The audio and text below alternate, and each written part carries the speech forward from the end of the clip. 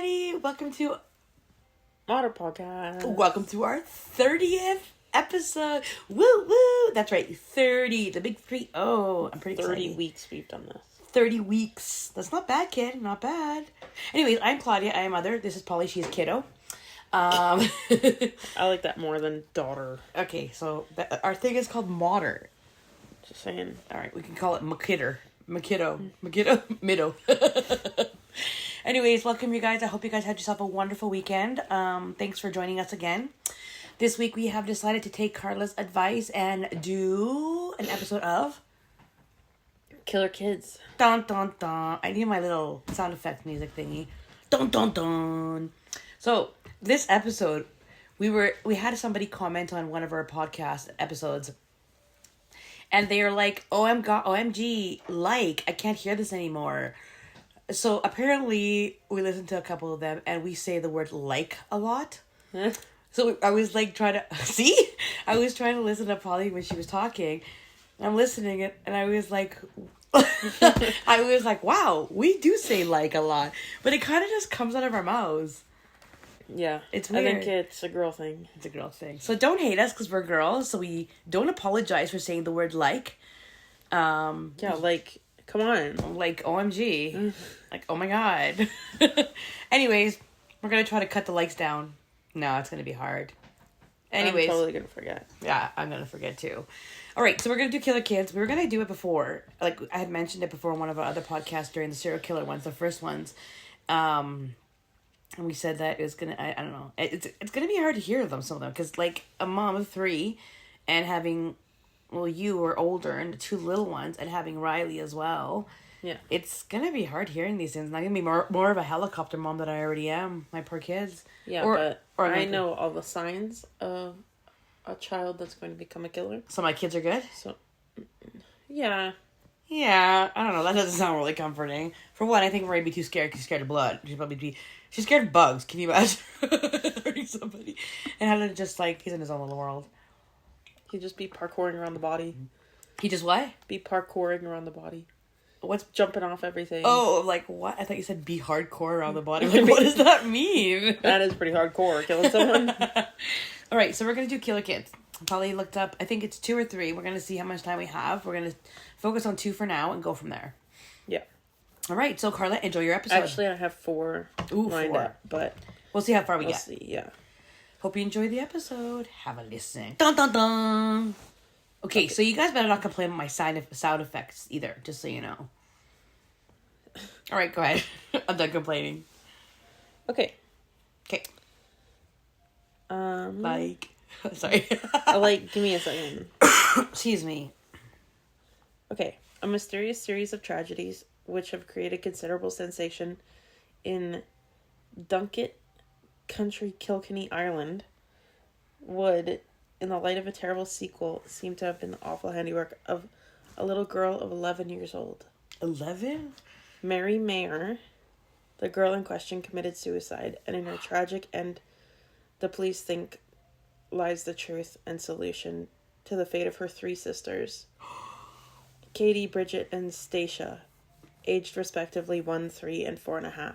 Oh my goodness, they're younger than her. Who died in quick succession without any apparent cause. And to get away from the cops, she killed herself. She's 11! Yeah. Before taking her life, Mary Mayer had tried to murder her only surviving sister, Maggie, aged 8, by strangulation. Yeah. Okay, what? You're 11. Why are you not playing with dolls? Okay, so a little quick timeline about the death. So August 21st, 1906. Make note, August 21st. Okay. Katie, 12-month-old baby in good health, dies suddenly. August 27th, 6 days later, Bridget, age 3, succumbs mysteriously. Just died. September 8th, so what, like 10 days later, Stacia, 4.5 years old, found dead under mysterious circumstances.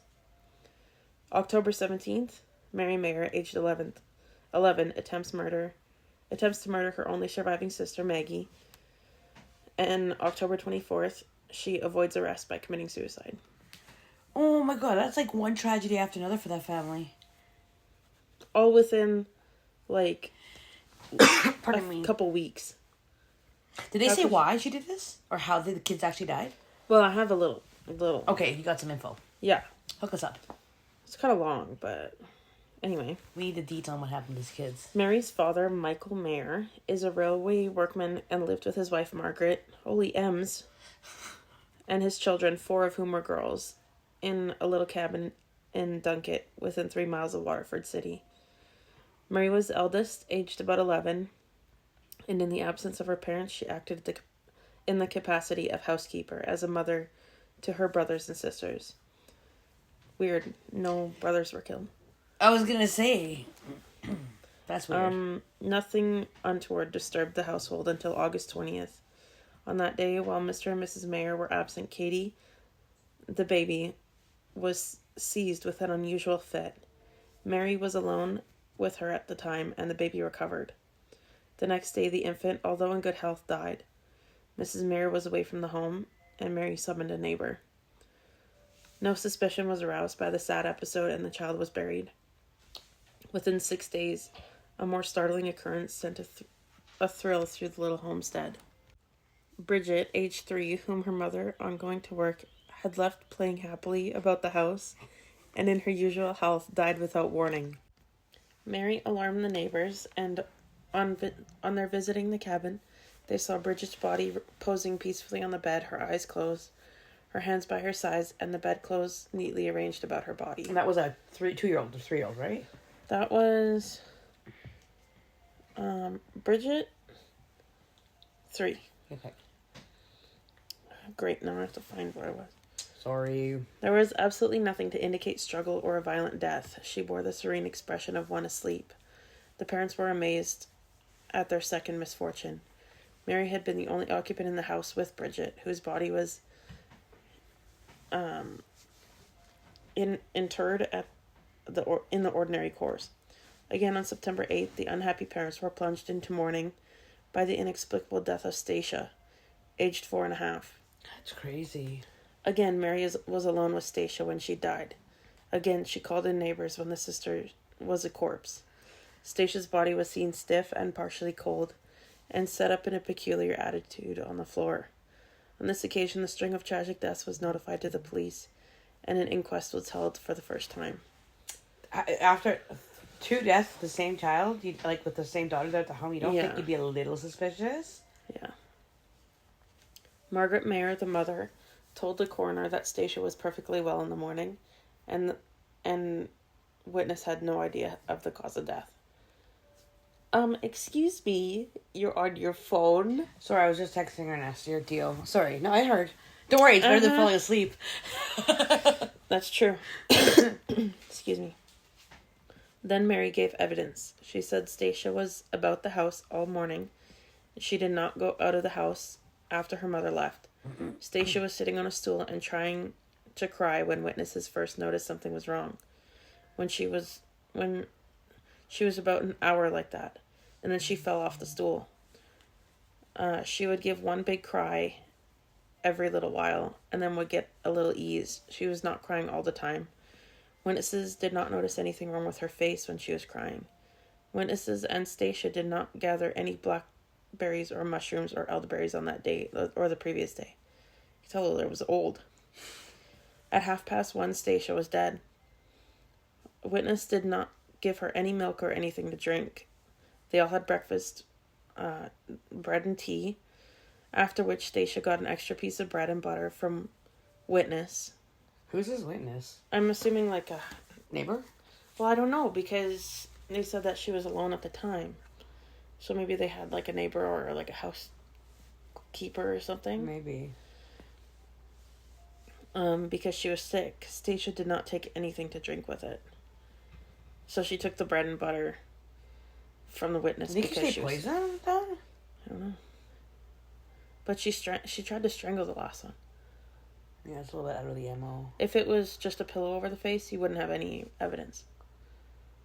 That's true. And they would be in bed, right? Yeah, that's true too. Okay.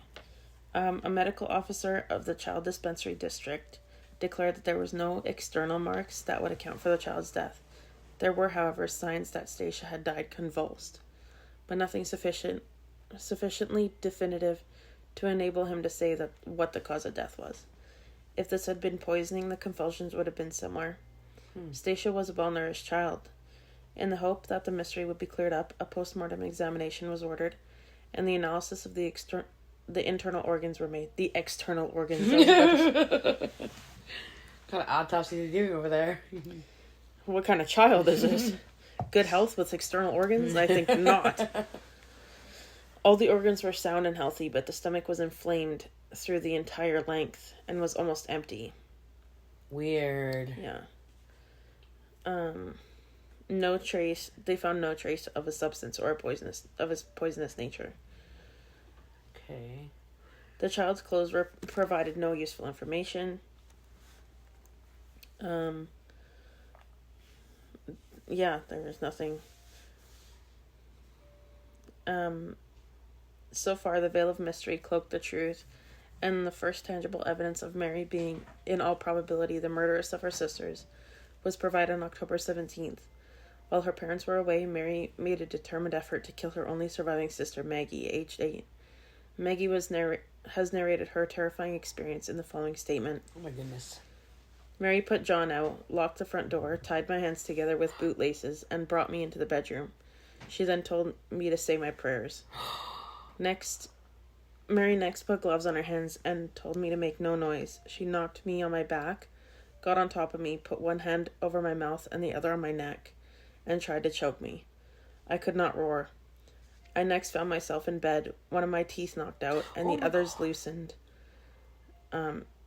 The door open and Mary gone. The bootlaces were off my wrist. I was bleeding from my throat. She must have hit her with something. Yeah. Mary once more sought aid from the neighbors. And while they brought Maggie around, Mary went for a stroll. On this information, the police decided to arrest Mary. Can you imagine going to the house to parents that have lost already 3 girls? And now they're going to arrest one of your kids? Right?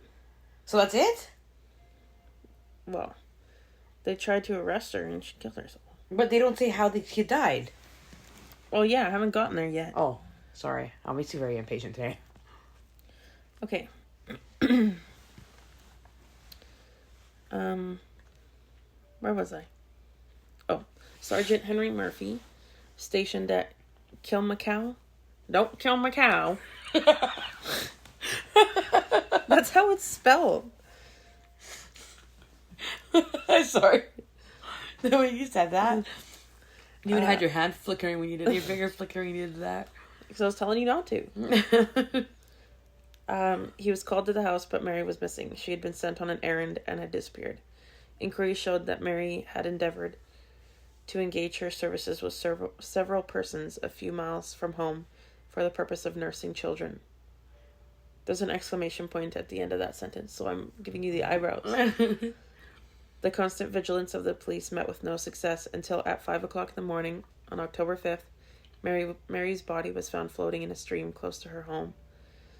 At the inquest of the mother said she could not state whether the appearance of the police might have had an effect on Mary. And Dr. Thomas A. Kelleher testified that the death was due to drowning. Yeah. So there's no evidence of what happened to the kids? There's no evidence of a struggle for her death. Well, they don't know. That's insane. But it's probably the same way that... But there was no external injuries. So... And there was no teeth missing, no blood, no nothing. So I'm guessing it's just a pillow. Because even if she had gloves on, there would still be strangulation marks. She's 11. And why would she even do that? Some people are just... wired differently, I guess. Yeah. If you want to say that. That's a little bit insane. Yeah. Wow. That's sad. What a tragic life for that poor family. Yeah. And, no answers to anything. That's the worst part, I feel. Yep. Okay. So, next one. Okay. You have. Ugh, sorry. Now look who's tired. At least you're not falling asleep. Yeah. I would never. One time. I laugh every now and then. I was at work the other day and I was like thinking about a podcast and I was like, oh my goodness, I can't believe I fell asleep. Oh, it's funny. Okay. Okay, you gotta pick based on their first names, okay? Okay. Okay, I want the one you want me to say. Huh? I want the one you want me to say. What? I want the one you want me to say. I want the one you want me to say? Yeah, I picked that one. No, there's two others too. You gotta listen to the names. Okay, go. Okay. P-Dad, Okay. Mary, another Mary, Oh, these Marys. and Jasmine. Be that or Jasmine? I like how they're all girls.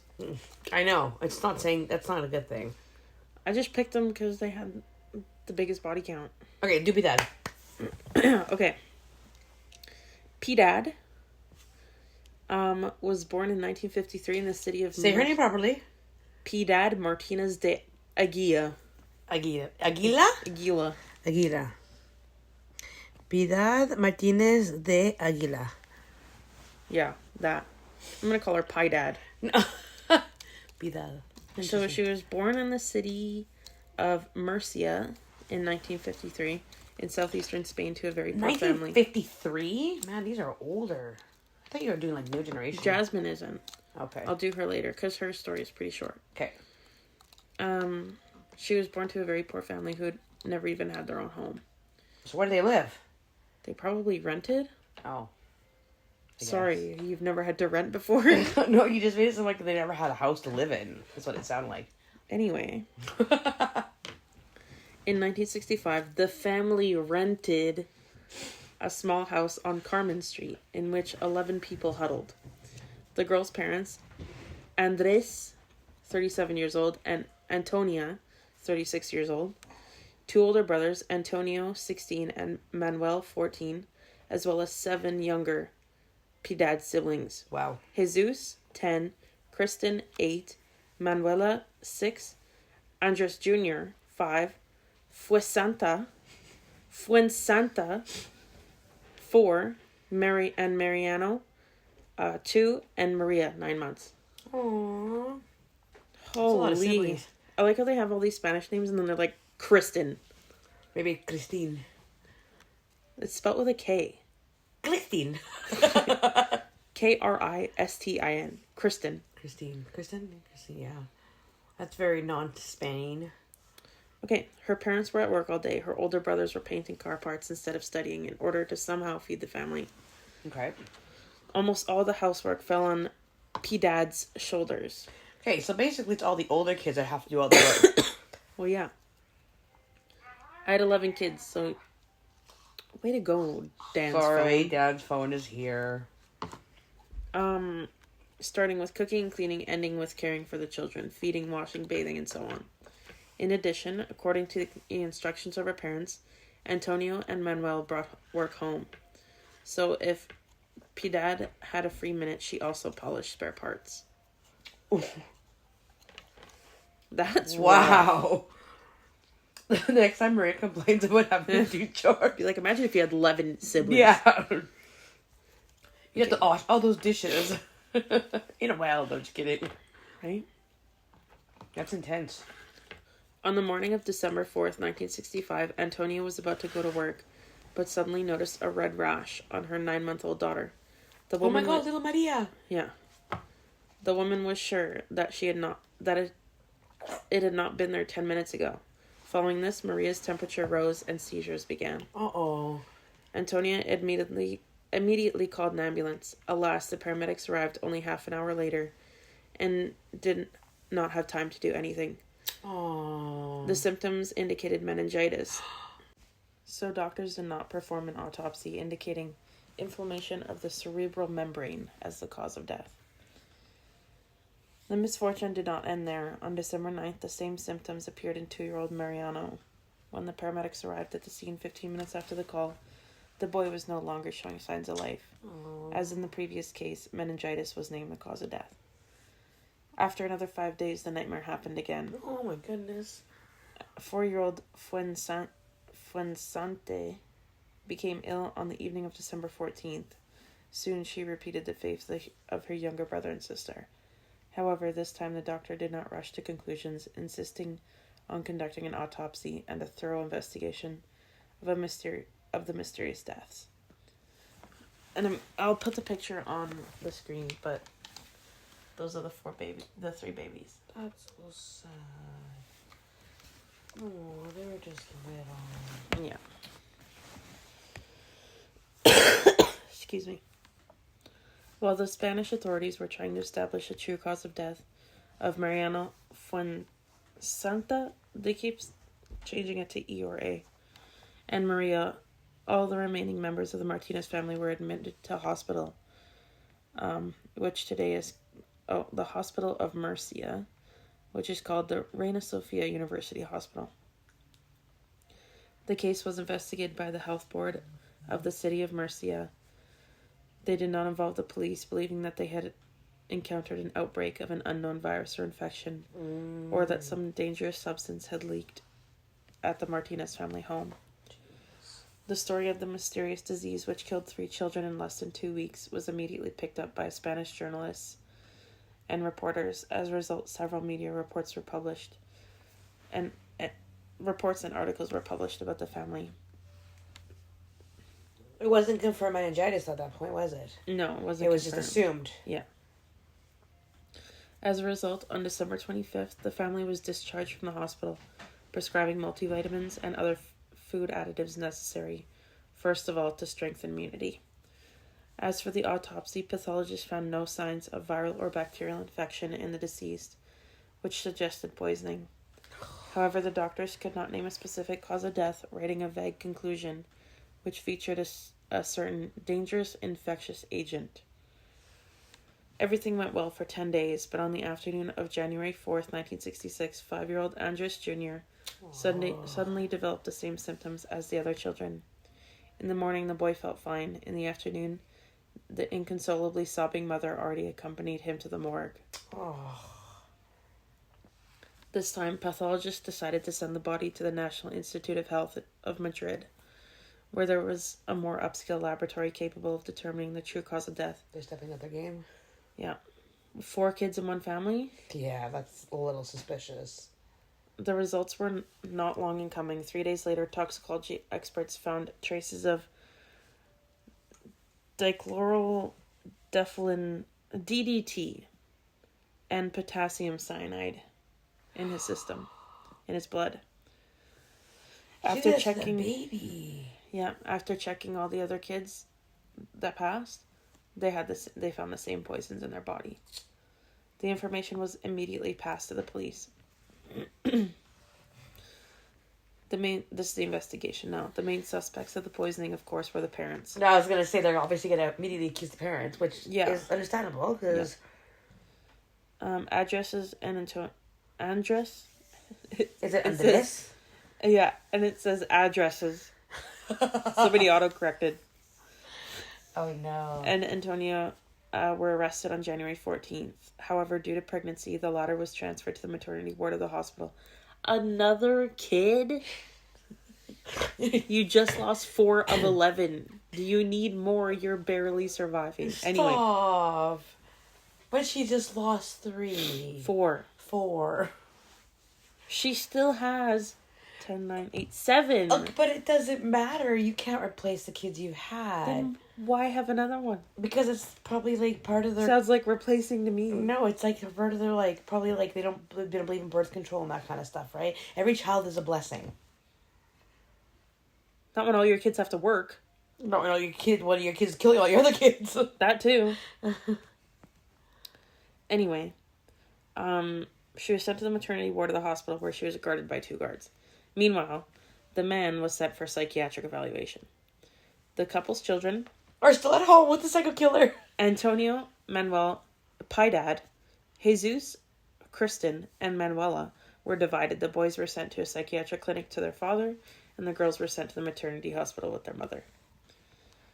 One of the photographers later said 6-year-old Manuela, who was now the youngest in the Martinez family, looked sadly at the camera and asked, "Are you going to take a picture of me just because I'm going to be next? If that's the case, then please don't."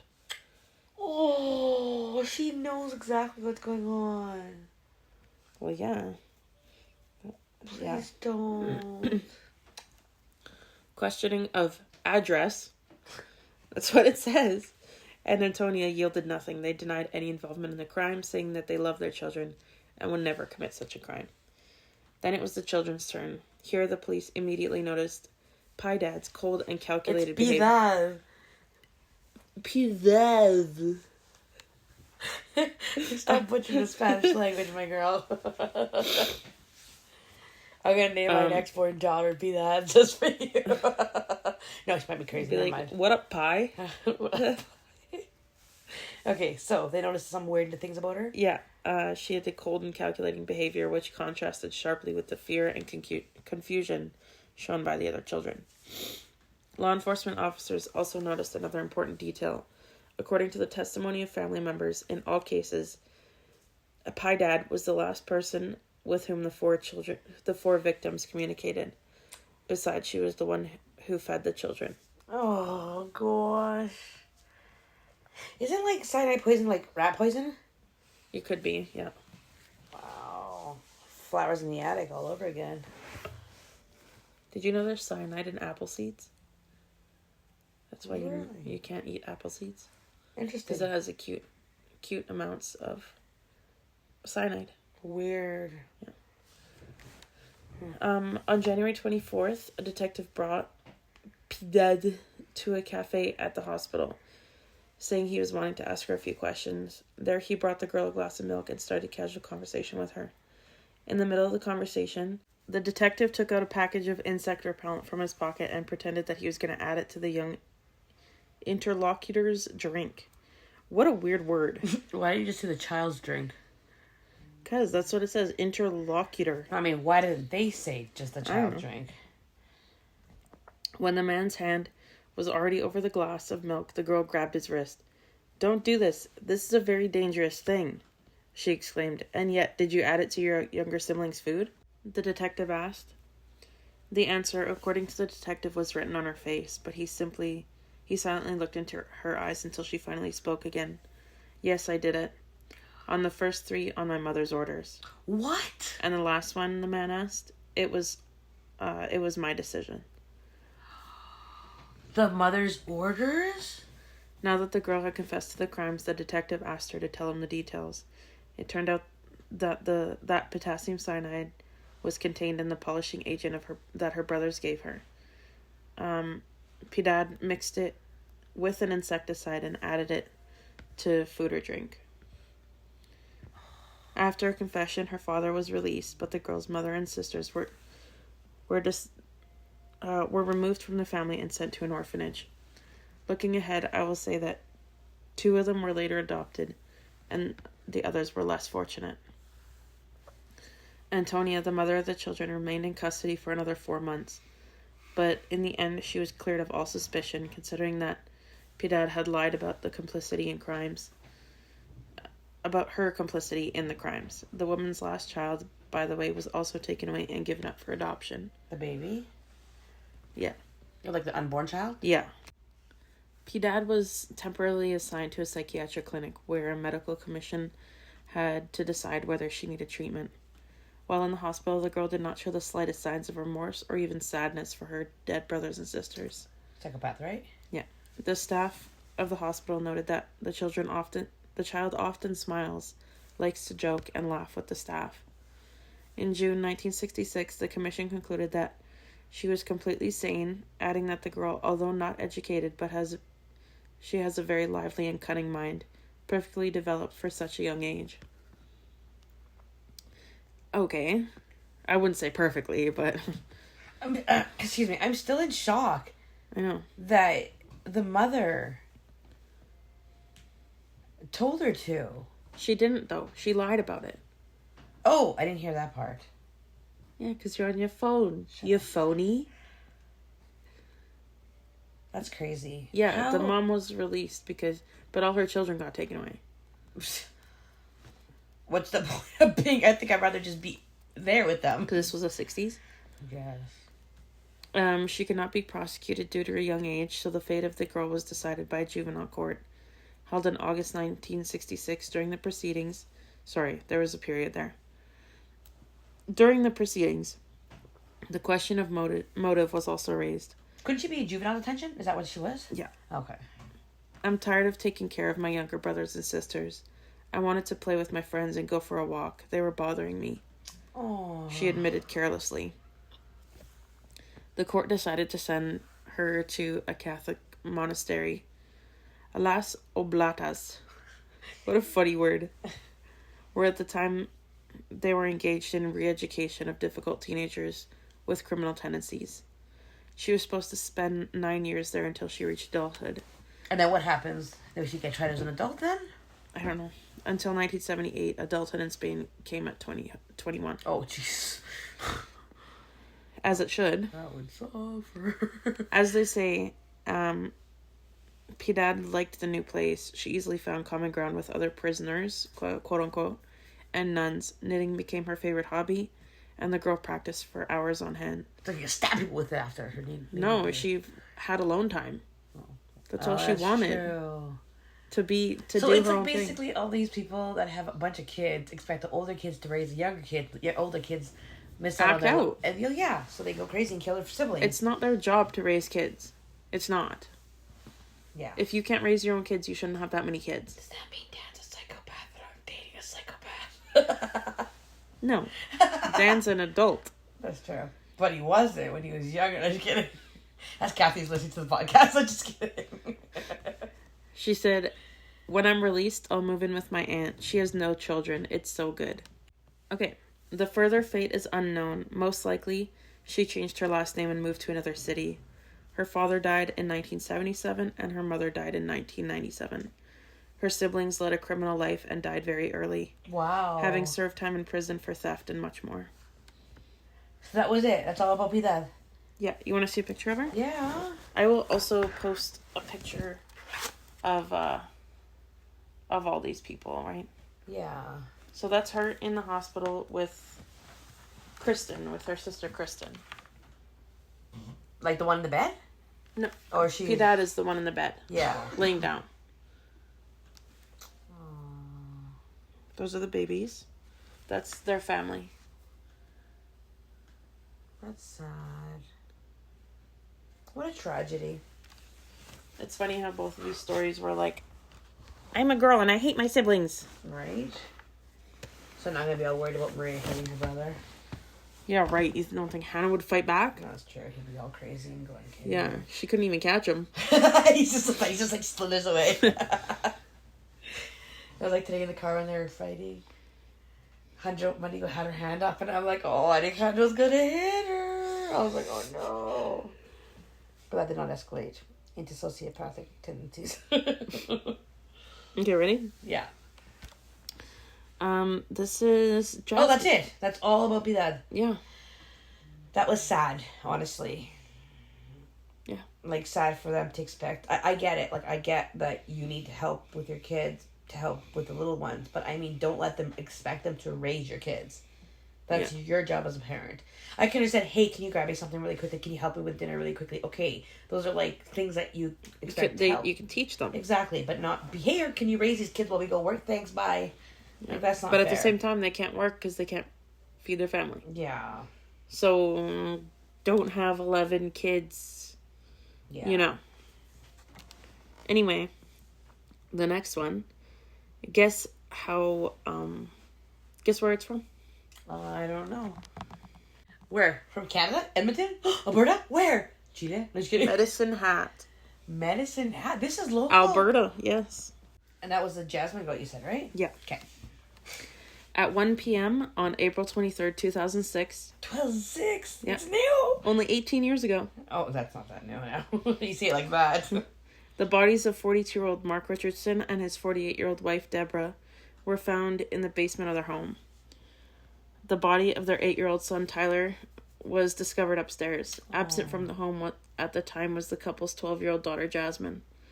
For a time, it was feared that she also might have been a victim, but she was arrested the following day in the community of Leader, Saskatchewan. In Saskatchewan. With her 23-year-old boyfriend, Jeremy Allen Steinke. Ew, excuse me, she's 12? Yeah. How old? She's 12. Her boyfriend is 23. Ew. Ew. Where do you meet a 12-year-old besides going to a park, you creep? Online. Oh. Gross. I feel like you need to stop now because I can't even handle it. Both were charged with the 3 murders. Later, on May 3rd, Steinke's friend Casey Lancaster, 19, was charged with being an accessory for driving them. So basically... 2 adults and 1 child, basically. Yeah. 3 members of the Richardson family were murdered in Medicine Hat. The murders were planned and committed by the family's 12-year-old daughter, Jasmine, and the 23-year-old boyfriend, now going by the name Jackson May. Richardson and Steinke were each convicted on 3 counts, blah, blah. Richardson, who had turned 13 before being convicted, is thought to be the youngest person in Canada ever convicted of multiple first-degree murder counts. I feel like this has been a Criminal Minds or some Special Victims kind of episode. Guess how much time she got? Wait, tell me after, because I'm going to be shocked. Okay. Swear to God, if she gets less than 5 years, I swear. It's not less than 5. Okay, thank goodness. Jeez. But it's also in a... Juvenile detention? Juvenile, yeah. So this is motive. So what happens when you go to juvie? So you go to juvie, like let's say you're 12, and you commit this murder, and you're charged guilty. You go to juvie until you're 18, and then what? You continue like your sentence? Yeah, if your sentence is passed, like let's say it's 15 years. Yeah.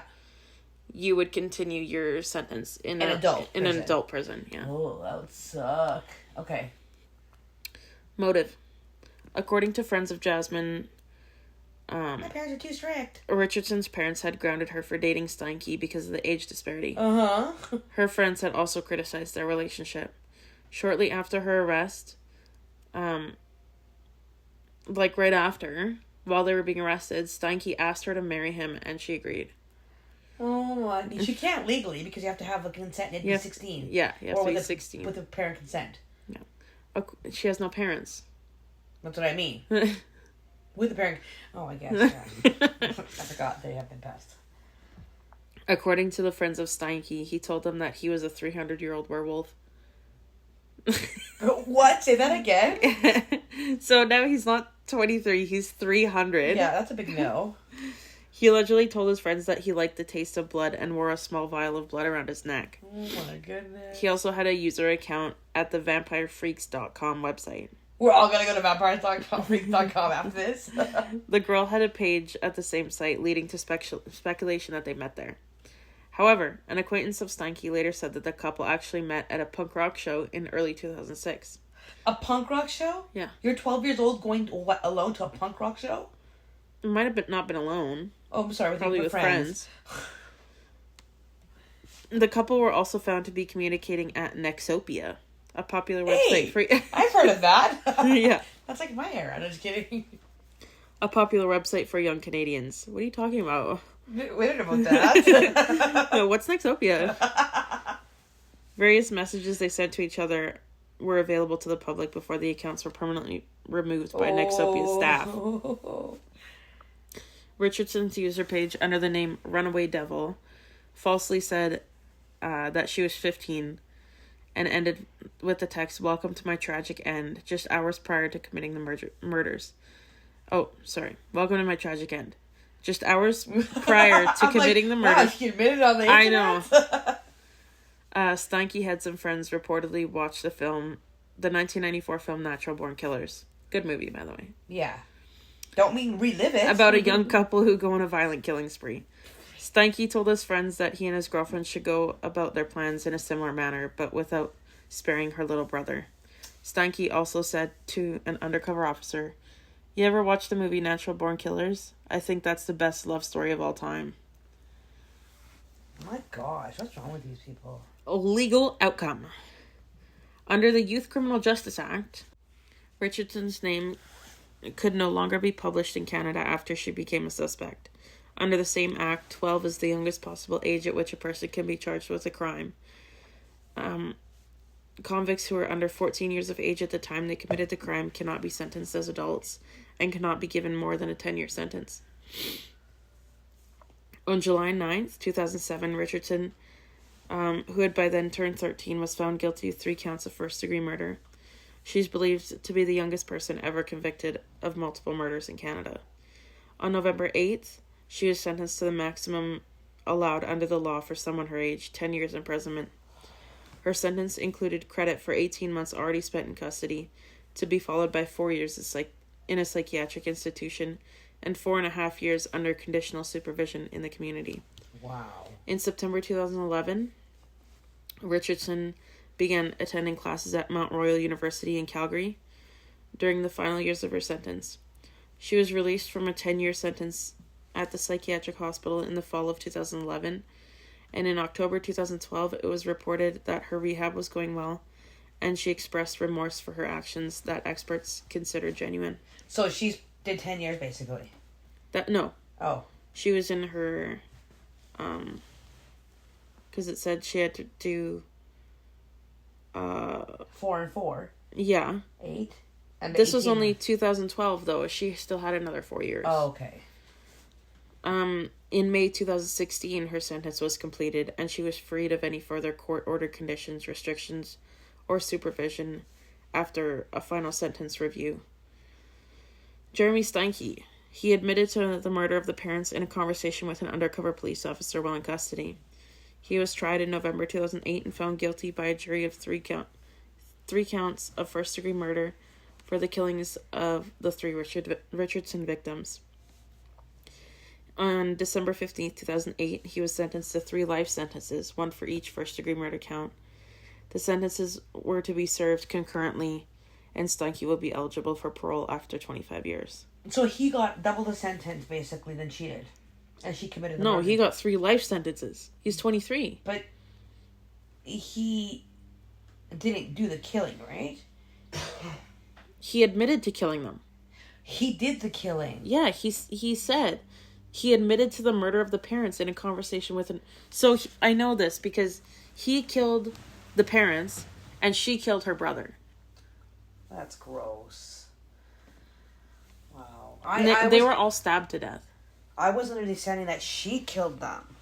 No, it was both of them. Wow. Yeah. Casey Lancaster, the getaway driver. The accessory to murder charge against the couple's friend, Casey Lancaster, was dropped, and she pleaded guilty to an obstruction charge. She received 1 year house arrest. Yeah. That's it. So where is she now? Probably around. I don't know. She probably changed her name. That's sad. How old is her brother? Her brother... Was he like 8, you said? 8-year-old son, yeah. I couldn't even imagine. The motive, it says, revenge against Jasmine Richardson's family for disapproving of Steinke's predatory relationship with her. Yeah. Yeah. Yeah, there's a reason why. Because you're gross and psychotic. Right? And you didn't even get to stay with her anyways, because you're in prison. Mm-hmm. Well, they probably thought it would be like a Bonnie and Clyde, and they go on the run, you know? Yeah, that's successful. He's a vampire. Or Right, a werewolf, right. sorry. Okay, so that's everybody, right? That we're discussing? Yeah. Okay.